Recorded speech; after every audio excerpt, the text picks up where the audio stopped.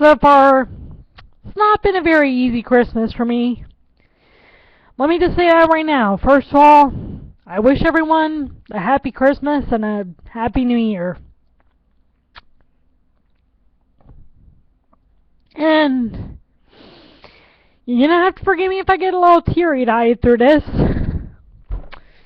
Someone's gotta do it. Someone's gotta read The Night Before Christmas. As much as the old bastard was who he was, it's the only good thing I can take away from my granddad's life. Besides that he was Jewish, but that's another discussion. And he actually did this because, and he would never admit it while he was alive, he did this because he didn't much care for the religious side of Christmas, and that should have hit me. I mean, sure, he went to church and stuff, but as I found out later, he would fall asleep in the back of the church when he was a younger man, and when Aunt Mary and my dad and Uncle Gary were all kids.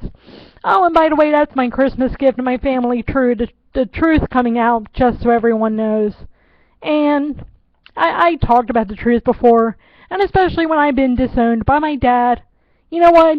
That's my gift to y'all. Merry Christmas. Now, and forgive me if I sound a little angry and stuff, it's just that when I've been disowned by my own dad, it's not been very easy. And as I said, if I get teary-eyed through this, just forgive me. But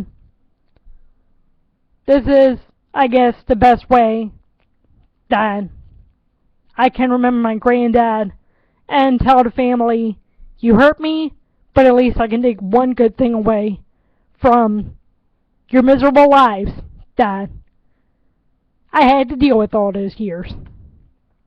Because you wanted people to hurt just because you were hurting. So here it is. Here's one good thing, or one of a few good things I could take away from having to deal with some of you. 'Twas the night before Christmas, when all through the house not a creature was stirring, not even a mouse. The stockings were hung by the chimney with care, in hopes that St. Nicholas would soon be there. The children were nestled all snug in their beds, while visions of sugar plums danced in their heads, and Mama in her kerchief, and I in my cap, had just settled our brains for a long winter's nap. When out on the lawn there arose such a clatter, I sprang from the bed to see what was the matter. Away to the window I flew like a flash, tore open the shutters, and threw up the sash. The moon on the breast of the new-fallen snow gave the luster of midday to objects below, when what to my wondering eyes should appear but a miniature sleigh and a tiny reindeer. With the little old driver so lively and quick, I knew in a moment it must be St. Nick, more rapid than eagles, his course as they came, and he whistled and shouted and called them by name. Now Dasher, now Dancer, now Prancer, now and Vixen, on Comet, on Cupid, Donner, and Blitzen, to the top of the porch, to the top of the wall. Now dash away, dash away, dash away all. As dry leaves that before the wild hurricane fly, when they meet with an obstacle, mount to the sky. So up to the housetop the coursers they flew, with a sleigh full of toys, and St. Nicholas too. And then in a twinkling I heard on the roof the prancing and pawing of each little hoof, as I drew in my head and was turning around. Down the chimney St. Nicholas came with a bound. He was dressed all in fur, from his head to his foot, and his clothes were all tarnished with ashes and soot. A bundle of toys he had flung on his back, and he looked like a peddler just opening his pack. His eyes how they twinkled, his dimples how merry, his cheeks were like roses, his nose like a cherry. His droll little mouth was drawn up like a bow. the stump of a pipe he held tight in his teeth, and the smoke encircled his head like a wreath.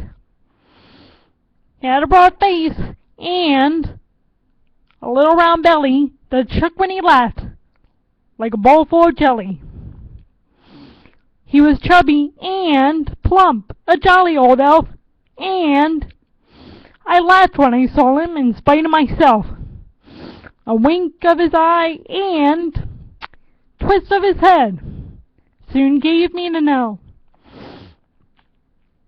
I had nothing to dread.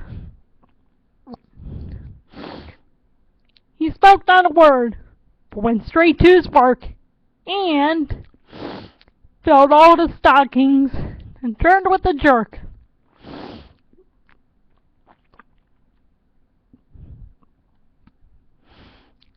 And laying his finger the side of his nose, and giving a nod up the chimney he rose.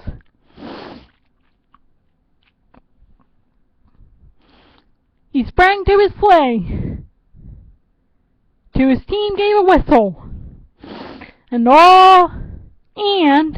away they all flew, like the down of a thistle. But I heard him exclaim, as he drove out of sight, "Merry Christmas to all!"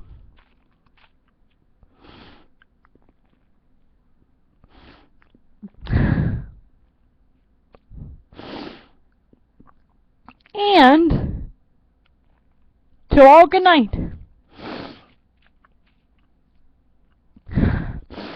And rest in peace, you old bastard. Rest in peace. And hopefully you're at peace now.